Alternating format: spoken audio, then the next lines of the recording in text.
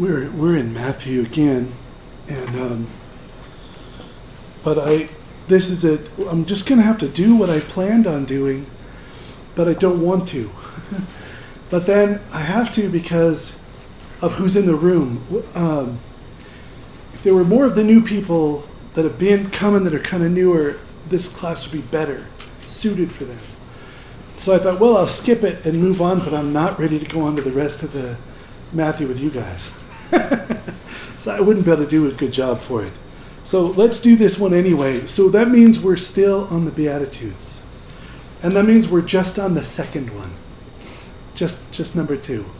And we'll spend the whole... I wrote a lot. I'll tell you what my dilemma is. If I'm with you guys, if I'm with too many people who know Holy Sorrow and who know mourning, I don't like to preach. It seems arrogant, and I don't like how it feels to preach to people who know it. So that's where I run sometimes into trouble. So I'll just do my best with the material, but I don't know about preaching to a room where half the people know it. I'd rather talk about it from that place. Okay, so let's. So it's blessed are those who mourn, for they shall be comforted. And we're talking about what it really means to be Christian. And so then we have to ask what it means to know. And last week we talked about what it means to really know something. And we kind of showed that knowing something to be true in your brain or reading about evidence for that knowing, that's one kind of knowing. But then there's this other kind of knowing which our culture has increasingly become immune to and unable to tap, which is this kind of knowing. Scholars compare it to a craft.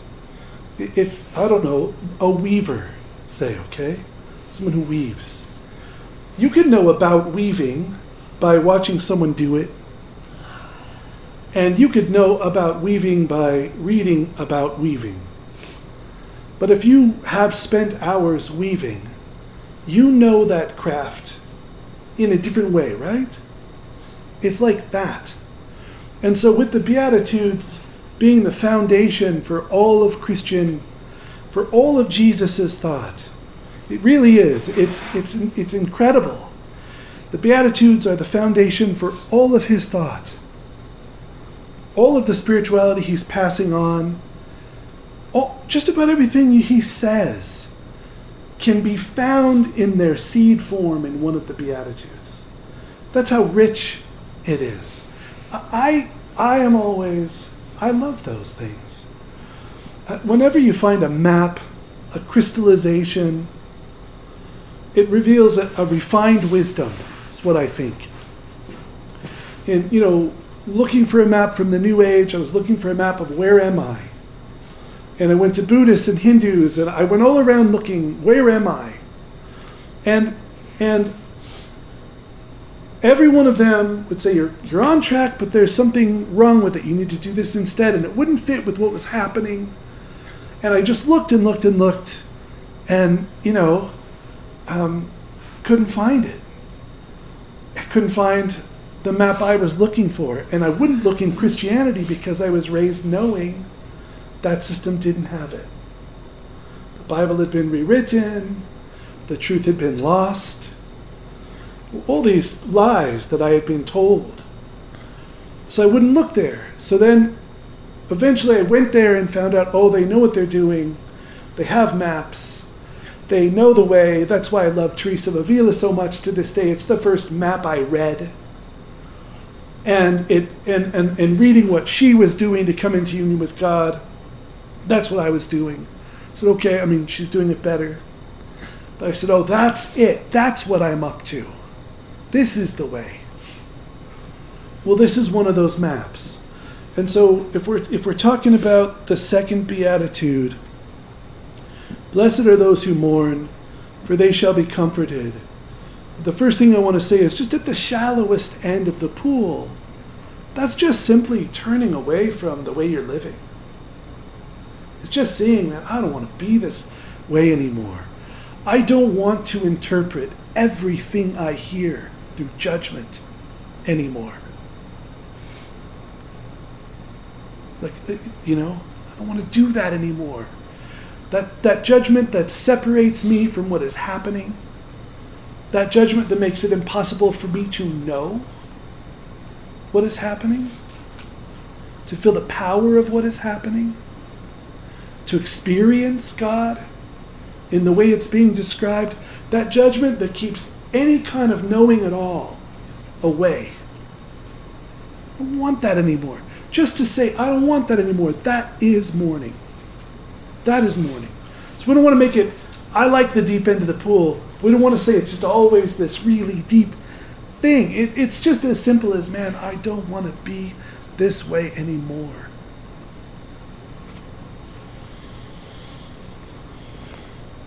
And the other thing about mourning, I really wanted one person who's not here they'll listen. Really wanted one person to hear this. It isn't mourning if it isn't an act of total freedom.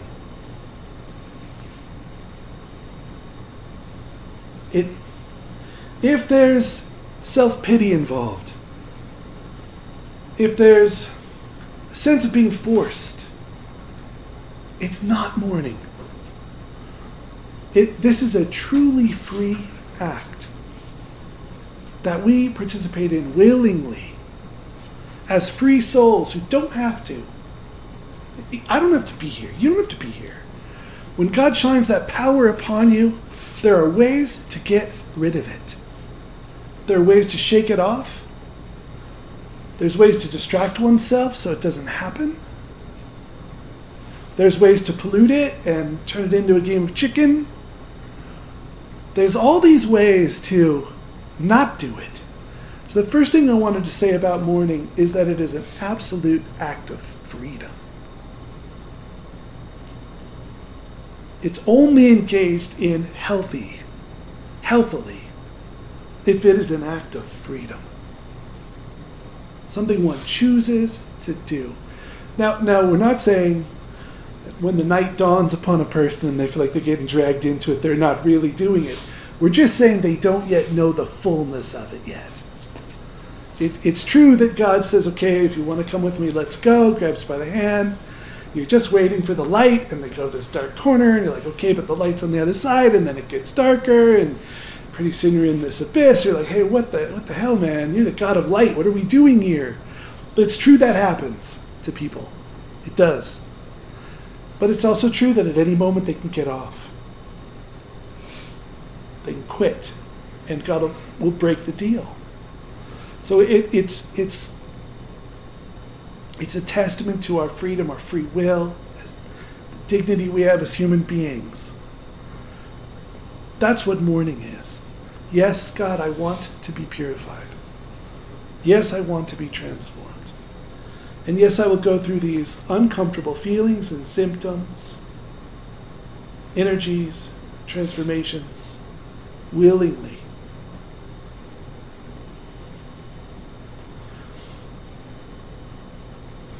The other thing I want to say before I go on too long about mourning is that only in the night and only when you're not yet halfway in is it dreadful. It can be dreadful for some. It's quite dreadful for me. But it's only dreadful till you're a certain way in. And then there's a delight in there too.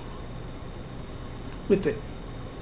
It's dreadful to see that you're, to speak up from experience here, a lot sicker than you thought. It's dreadful to find out you're a monster. So much ugliness in there, that you've harmed people in ways, even while trying not to, that you didn't even see. It's dreadful to see and admit the effect you've had on other people and didn't know. People you care about and love. There's some dread in that for sure. There's a fire, feels like it's burning. For me, it's often the case that my skin will feel like it's burning.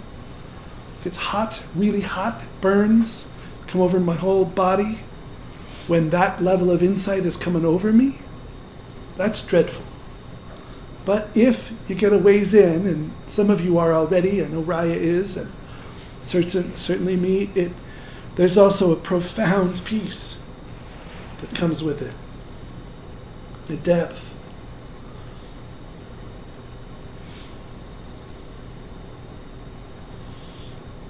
The main thing I want to say about it is how right it feels. One of the things Christianity makes a big deal about is that wherever you are in your advancement on this path, if you're at the very start or quite advanced, almost a saint, or somewhere in the middle, wherever you are, because Christ has inserted himself in all stages of being, in all sin and in all humans, because of that you have a perfect point of contact with God at any stage you're at.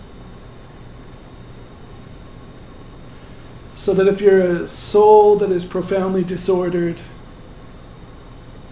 like some of us come in profoundly disordered, I don't think everyone comes in that way. But I certainly came in that way. And some of you guys did. And if you're profoundly disordered, you have so much to be purified. So many things wrong that you couldn't give yourself as a gift to God fully if you wanted to. You couldn't do it. Even if you really wanted to, you couldn't do it. Yourself is walled off from yourself. There's denials. There's whole aspects of the soul that are untouchable for people that are that disordered. I gave myself fully to God and hit union, only to find I brought about a half of myself there. And the other half was completely locked away in a safe somewhere. I had to go back and get it.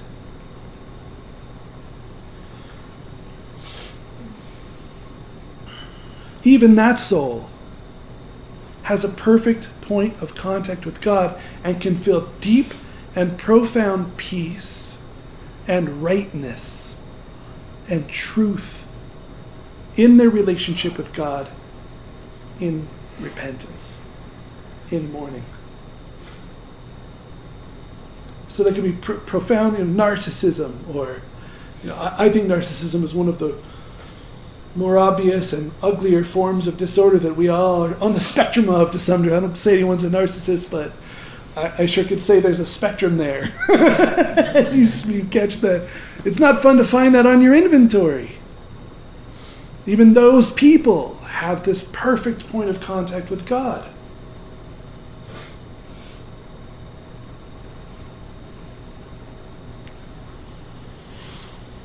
So, what do we mourn?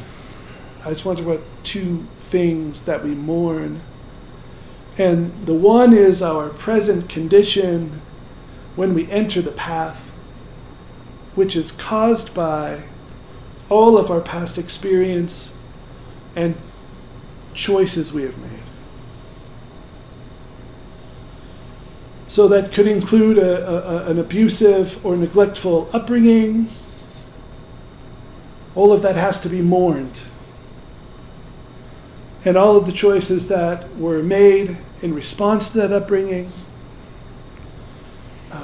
But obviously that's not all there is there. There's many people didn't have an abusive upbringing, but there are decisions that were made. One person I know made a decision to pursue image as their entire source of self-esteem.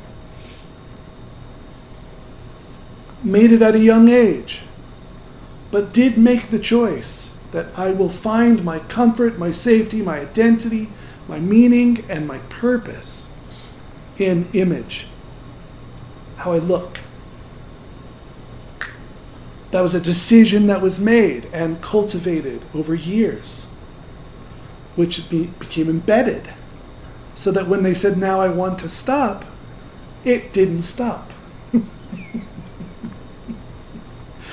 But I'm done feeding it. Okay, but you fed it so long, it has a life of its own now. For a number of years, maybe. It'll have to fade out. So we're mourning the state of being we are in. The state of being we are in. Based on the accumulation of choices we have made in our life history. Based on the family we were born into. Culture we were born into. Scholars tell us, great scholars tell us, that you can't live a sinless life. It isn't possible in a society so deeply enmeshed and built upon sin. Anyone who has a cell phone has participated in child slavery.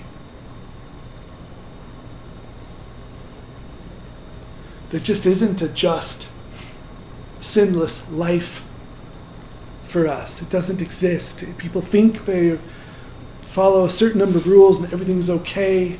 We're there. It's not possible in this world of exploitation. It's not possible.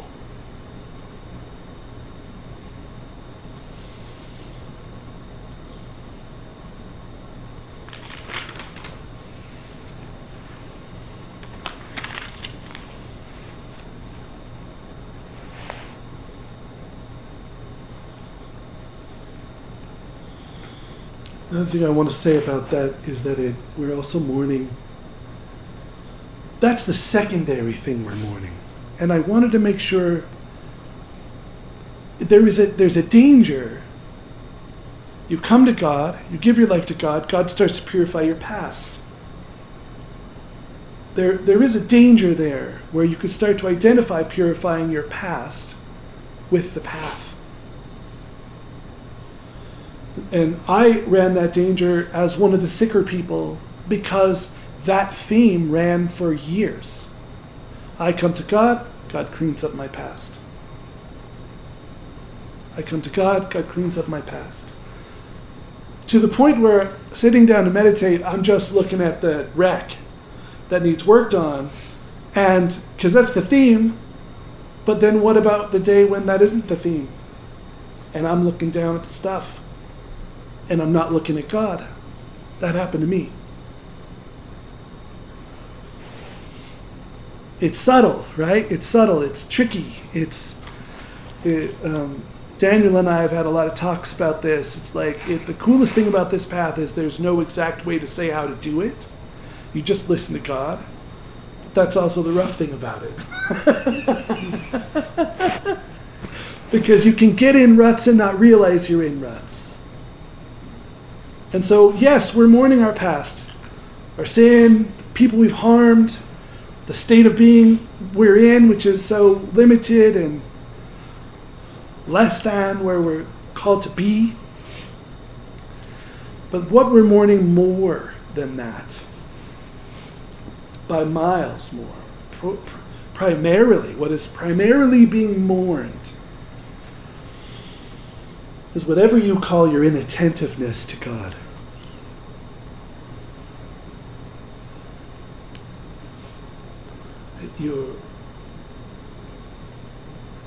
The attachments and interests and motivations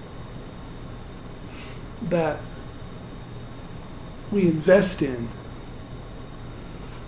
rather than our attention being on God. And that is primarily what is being mourned.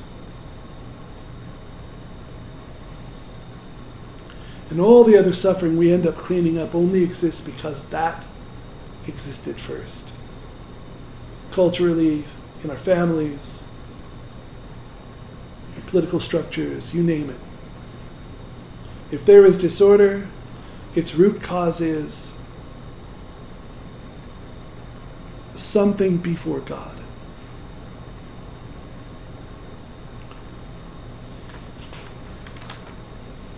So, I wrote so much, there's no way I'm reading all this. No way. Put like 10 pages in, man.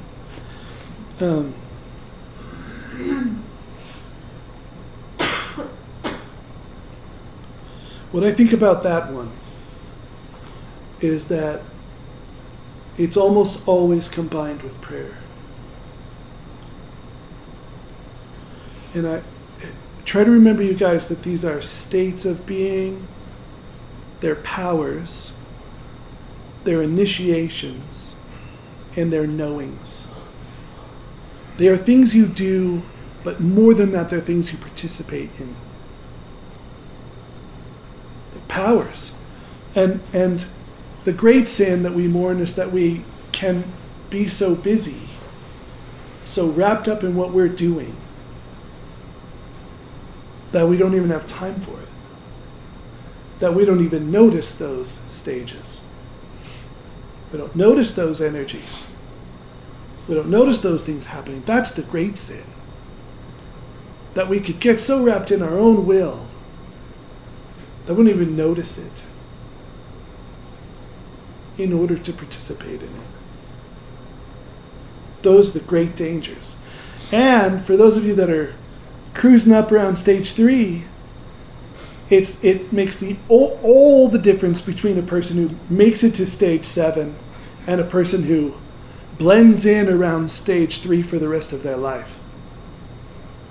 There's only one thing that keeps people from going to 4, 5, 6, and 7, and that's inattentiveness to God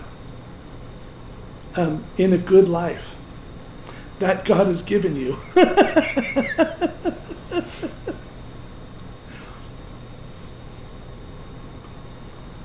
Just Jesus is saying, come to a banquet. You're saying, I'm sorry, I bought some land. I have to go see it. But I've got this banquet. I'm sorry, I've got these investments. I'm spending my time on these investments. I'm sorry, I'm wrapped up in this. He gives parables for this, all through it.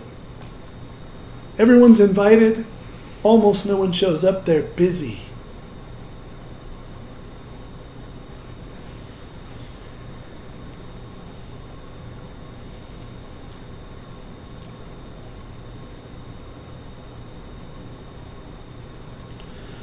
I just want to observe that I think that kind of mourning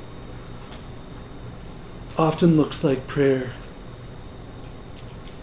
To me, it seems like when that kind of mourning comes over me, it's always, I'm so sorry. Please, please let me not forget you. Please, remove my distraction, please. Don't let me be lost. Don't let me fail to complete the journey.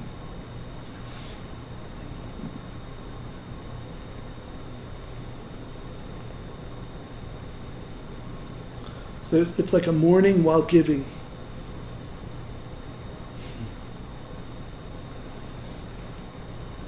And I think that this kind of mourning has hope. I think it's a hopeful mourning.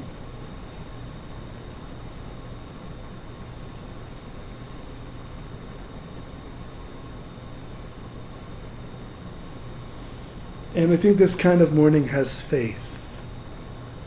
A faithful mourning.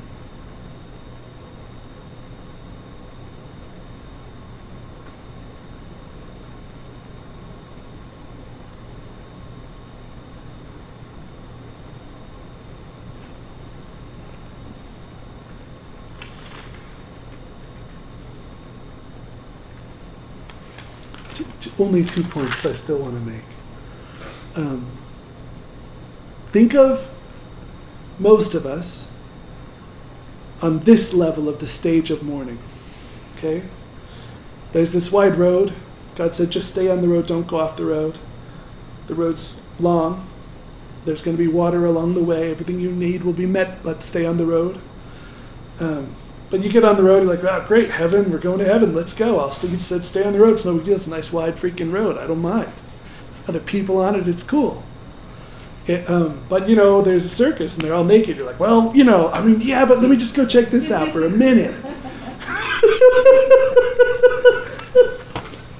And then someone over here is like, hey, I'm throwing a party. We're staying for like a month. It's this month-long party. Like, but let me just get off the road a little. Let's get all the way off the road. There's all these things we do instead. That's what it's like in the beginning. But Jesus says the road gets narrower. What's it like at the far end? It's like a master tightrope walker at the far end. Making 1,000 tiny adjustments to 1,000 tiny errors. That's what it's like. That's why Teresa of Avila says at stage 6, she was still mourning. Maybe it didn't look like bitter tears of despair at that point, right? But mourning nonetheless. Watching the subtle movements of the will away from, for her maybe away from the heart of God, just to the extremities and back. But still, all these corrections. So this is the point I'm trying to make here is, again, with the Beatitudes, not something you leave behind when you become advanced. Not something you're in a hurry to shed once you're advanced. But something that's there all the way in. And I can say from having done the 3 stages, upper stages first, the dread that would come over me for the most minor mistake I would make in the day was unreal at night. Profound dread for the smallest errors. Because the stakes are getting so high.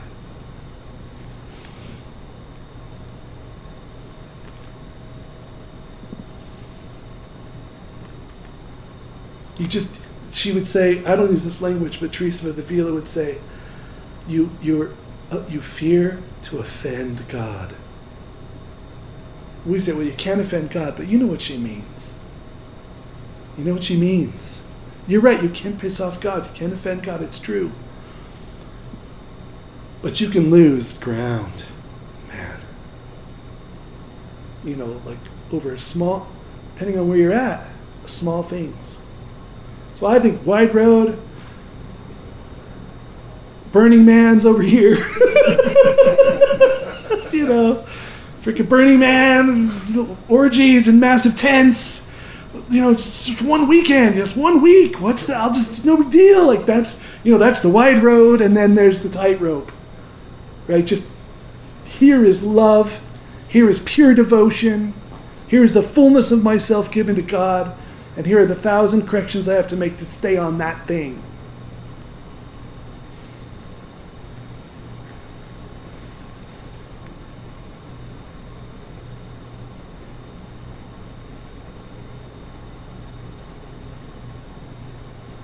Less important point. The Trinity is pure consciousness, pure being, and pure love. That's the Trinity. We're made in God's image, and there's all kinds of things that means. But my favorite way of saying what that means is that we have consciousness, and we have being, and we have love. And it's interesting that purification happens on all 3 of those levels. It's interesting that, what do you do, right? What do you do when purification arises? What do you do with it? Like specifically, what do you do? And the most important thing is pay attention to it.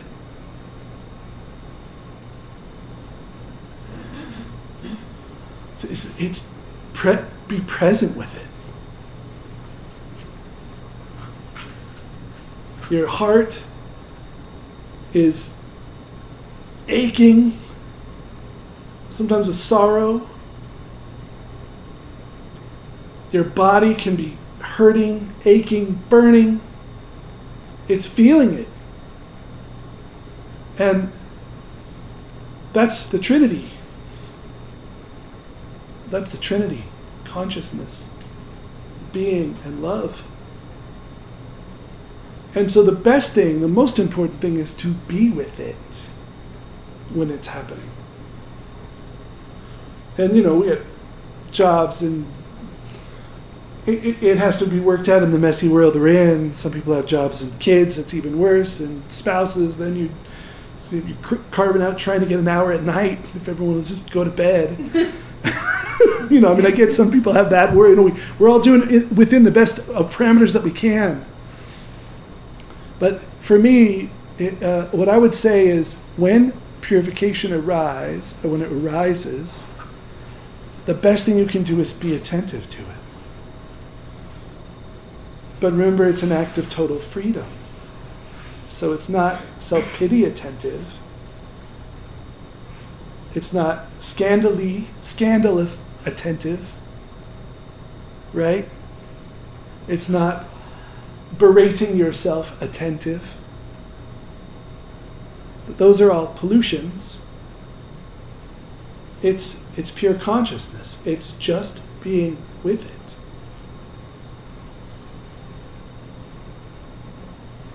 Sometimes insight arises while you're with it. Sometimes emoting happens while you're with it. And then this is because there's no new people. Well, there are certain people I wanted here that aren't here. I'm not going to go on all freaking night about it. I had a lot more to say, but I want to say that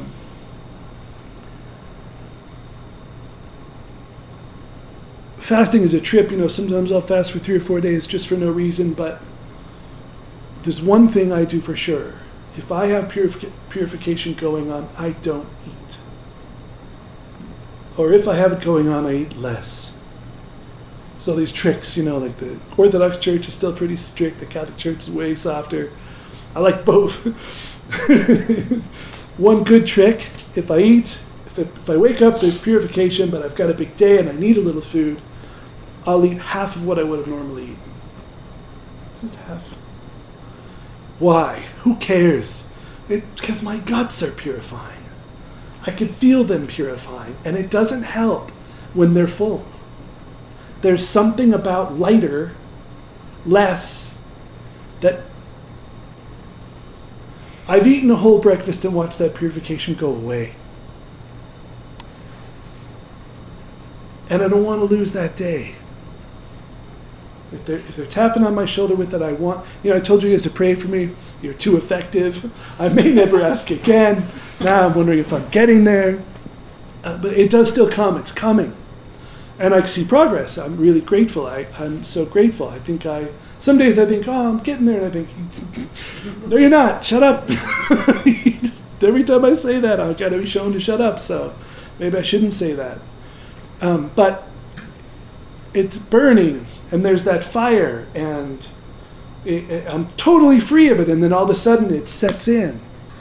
If it sets in, my commitment is to eat way less. To make sure I don't put that fire out.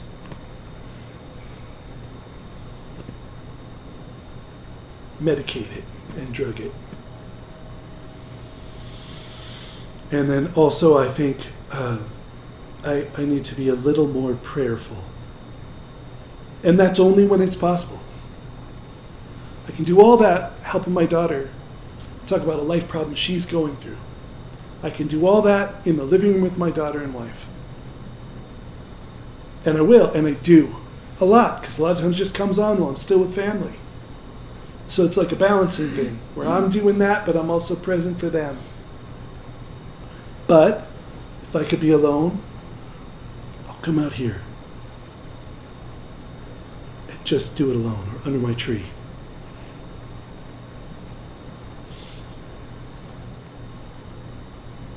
Then just last thing, why do you care? What are you doing that for? It's just because it runs out. Because there's an end of it. There's an end to human suffering. It looks bottomless, but it isn't bottomless. You run out. And, but that's 20 years. 20 years of that. It's 20 years of becoming a better and better human being. It's 20 years of... I'm reading a book right now by Rowan Williams, Archbishop of Canterbury, and he's talking about how disordered the world is right now, and how does a Christian view that? And you know what he says? I mean, he says it more fancy than I do, but it's inventory. The underlying every disorder on the planet right now is people not doing their work. And that's all that's going on. That's it. There's denial of our disorder and sin, and there's projecting it onto whatever perceived enemies we have. And he also said the constant fear of world war, the constant fear of annihilation, the constant fear of nature disasters is a projection of our undealt with issues onto the external world.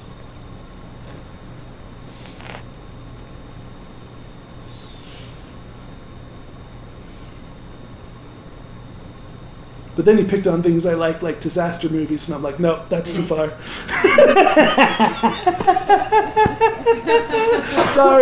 Sorry. I like dark monster movies. If they're not truly evil, they're fun, and I like them, and I'm not in denial. So it's cool, dude. You can say that. You're an Oxford professor. You've never seen one of those shows, but you're missing out.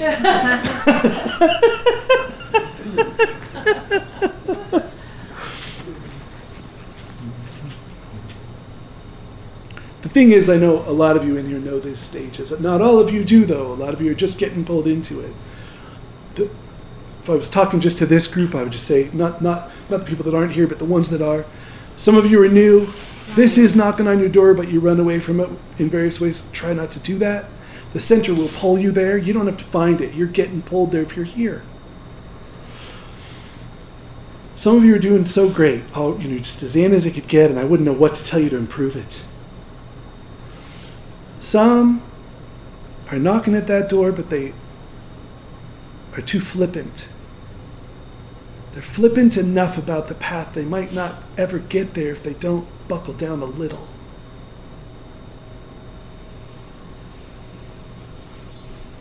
And some are like me and you're just so broken it's going to take a long time because there's a lot there. And it's just too much.